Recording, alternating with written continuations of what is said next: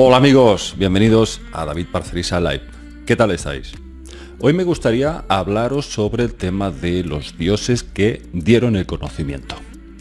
Porque lógicamente, según los textos más antiguos del mundo, no todos los dioses se dedicaron a provocar diluvios universales y catástrofes apocalípticos. No todos los dioses eran como Yahvé, como Enlil y otras entidades también relacionadas con el rey del inframundo, Nergal, también un dios iracundo que pretendía destruir la humanidad. Hoy vamos a hablar de los dioses instructores, los dioses que civilizaron a muchas culturas del mundo. Y nos vamos a centrar concretamente en unos que desgraciadamente se habla muy poco, pero que tienen un grado de importancia muy grande tanto para la cultura sumeria, la acadia, la siria, la babilónica, incluso para los griegos. Algunos historiadores griegos hacían referencia a estos seres. Hoy vamos a hablar de los 7 sabios del mar. Son varios los fragmentos de tablillas de arcilla que se encontraron en Nínive, en la capital asiria, que conforman este conglomerado del mito de los 7 sabios. En uno de estos fragmentos, en una de estas tablillas, se encontró en idioma bilingüe, es decir, al mismo tiempo sumerio y acadio. Y en los 7 sabios se nos describe una historia fascinante. Parece ser que el dios Enki, para los acadios Ea, el señor de las aguas, decide crear a 7 entidades que parece que son como híbridos entre los Anunnaki y los seres humanos. ¿Por qué? Bueno, pues porque tienen cualidades anfibias, es decir, parece que van como enfundadas dentro de una especie de traje escamoso por donde asoma la cabeza y asoman las 4 extremidades. Son seres mitad humanos, mitad peces. De hecho, los sumerios los llamaban los Abgal, que significaría gran hombre pez. También los acadios los llamaban los Apkallu. Estos seres aparecen en todas estas mitologías de tantas culturas de Oriente Medio como entidades que emergen de las aguas para relacionarse con los humanos, hacen amistad con ellos y les enseñan agricultura, matemáticas, ingeniería, astronomía, les enseñan a construir ciudades, a levantar templos y también las artes y la escritura, por supuesto. El más famoso de estos personajes era Oannes, el dios pez. Que este sí que concretamente sabemos de dónde surgió. Surgió de las aguas del Golfo Pérsico y se mezcló con los pobladores. Pero hay otras crónicas que relatan que detrás de él surgieron del mar otras criaturas de aspecto bastante extraño relacionado con estos anfibios.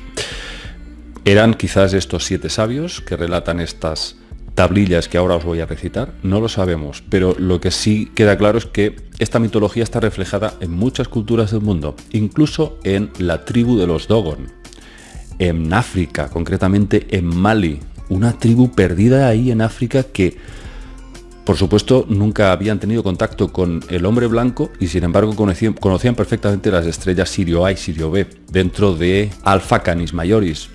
Conocían estas estrellas a la perfección, hablaban de ellas con toda naturalidad y claro, el hombre blanco acudía a estas tertulias y les decía: ¿cómo sabéis exactamente la posición de estas estrellas? Les decían: nos lo enseñaron unos seres que bajaron de las estrellas a los que nosotros llamábamos los Nommo y hicieron varios grabados y dibujos señalando la descripción física de estos seres y se correspondía con estos 7 sabios del mar, con estos seres como Oannes.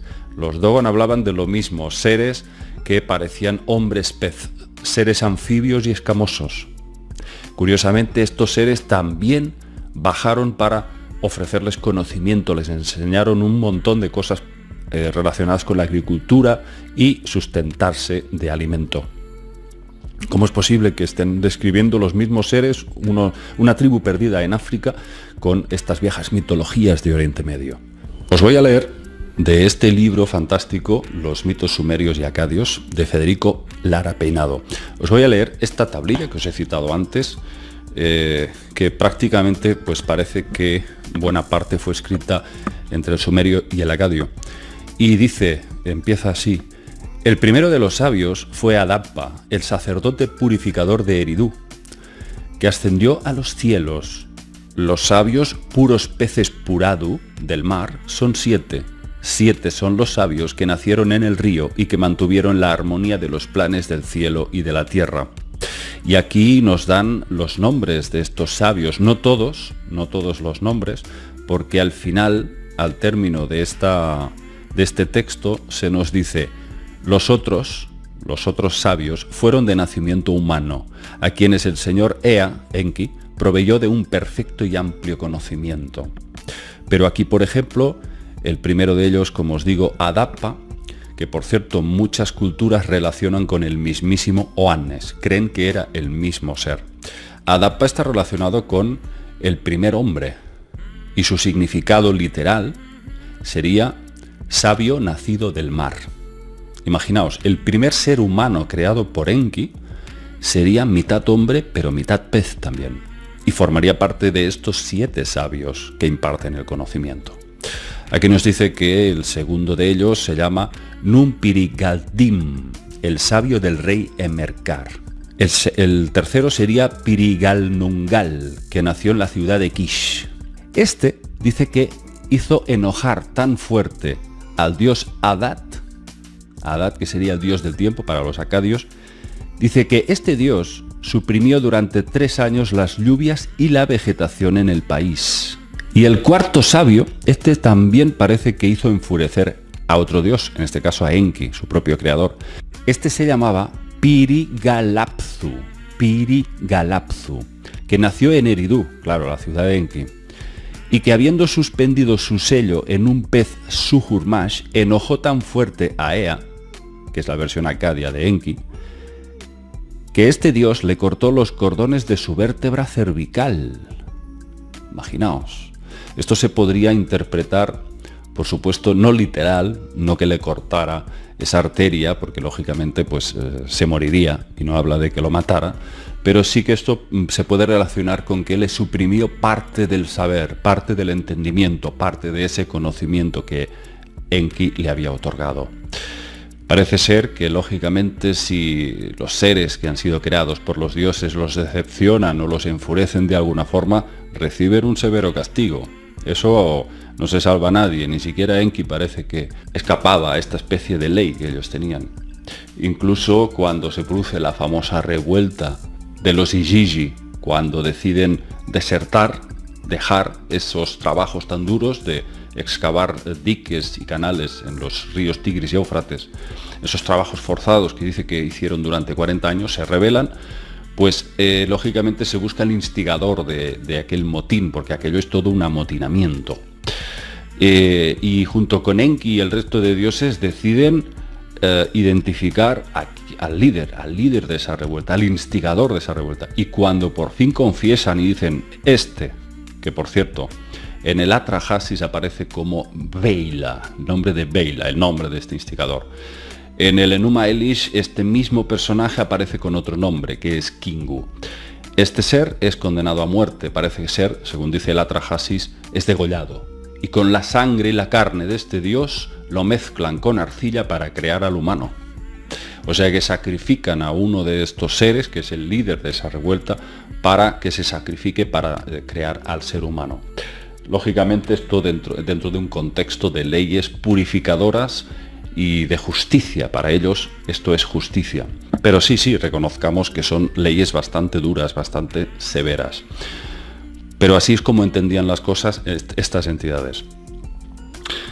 Como bondad propiamente, como seres piadosos, pues la verdad, ante ciertas situaciones de rebeldía o de hacerles enfurecer, pues no hay perdón posible. Ellos parece ser que siempre aplicaban un castigo importante. Fijaos que yo, que he repasado casi todos los textos sumerios, si me preguntarais cuáles serían entidades benévolas dentro, por ejemplo, de la cultura sumeria, dioses que podamos considerar mínimamente benévolos, solo os podría citar a 3. En primer lugar a Enki, en segundo lugar os citaría al dios Nannar-Sin, el dios Luna, que era bastante clemente, pues bastante también abierto, expansivo, comprensivo con los seres humanos. Y en tercer lugar situaría a Utu, En acadio, Shamash, dios del sol y de la justicia, también una entidad que más o menos pues se le puede dar esta connotación un poco más benévola.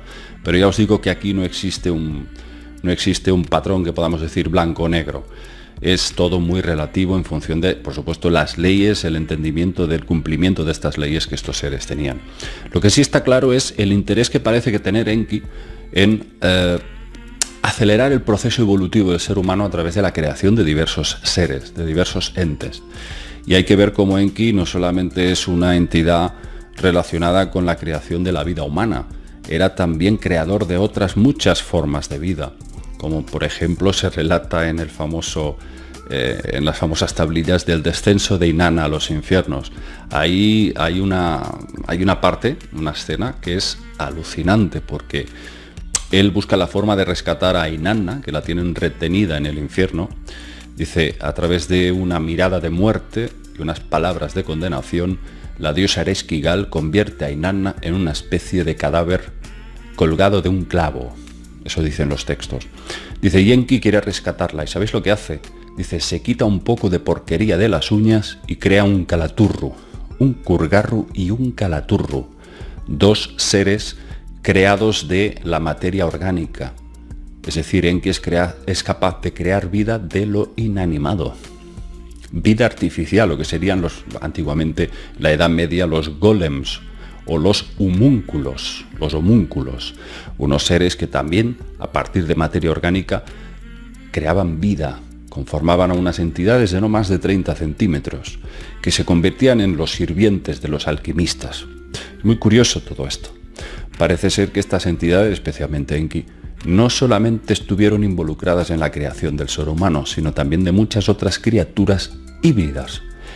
Y esto es importante también porque por esta vía entenderíamos por qué hay tantas mitologías de los gnomos, las hadas, los elfos, los unicornios, los centauros, todas estas criaturas encuadradas dentro del folclore popular de ciertos pueblos de la Tierra. Se podría explicar perfectamente por la intervención de estos dioses antiguos que jugaban a ser dioses, nunca mejor dicho, a través de la ingeniería genética y mezclando diferentes genes de diferentes razas.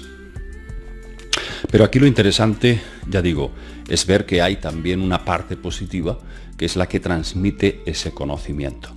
Y aquí podemos establecer que claramente, al menos en lo que es la cultura sumeria, hubo esas dos facciones, Enki y Enlil, enfrentadas, dos posiciones completamente diferentes de cómo se debían llevar las cosas para hacer a esta numerosa humanidad. Enlil solo pensaba en destruirla a través de diluvios y tormentas. Enki, por supuesto, preservar esa vida, porque de alguna forma se identificaba con ella y de alguna forma consideraba a los hombres como sus hijos, una parte de él mismo. Bien, espero no haberos aburrido con tanta historia, pero desde luego que todo esto va cristalizando poco a poco, vamos viendo que es evidente cuando, partiendo de la cultura sumeria, el resto de culturas del mundo hablan prácticamente de lo mismo. ¿Cómo acabará todo esto? Por supuesto hablaremos en futuros vídeos, porque está claro que los seres que estuvieron implicados en el origen de nuestra especie, sin duda, van a intervenir de alguna forma para consolidar un final o parte de él. Porque aquí, en este proceso, no solamente contamos nosotros, también cuentan ellos, también cuentan los que intervinieron en nuestra propia creación. Todo esto está atado y bien atado desde el principio de los tiempos en que estos seres, sean reptilianos o sean lo que sean, están inexorablemente ligados a nuestro destino. Y por tanto, muchos de ellos se sienten responsables también de nosotros. Con lo cual, está por ver cuál será el paradigma futuro y cuál será el acontecimiento que marcará un punto de inflexión en la civilización humana.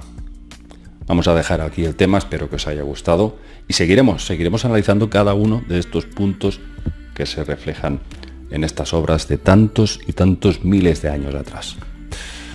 Un abrazo para todos, amigos, y nos vemos. Chao.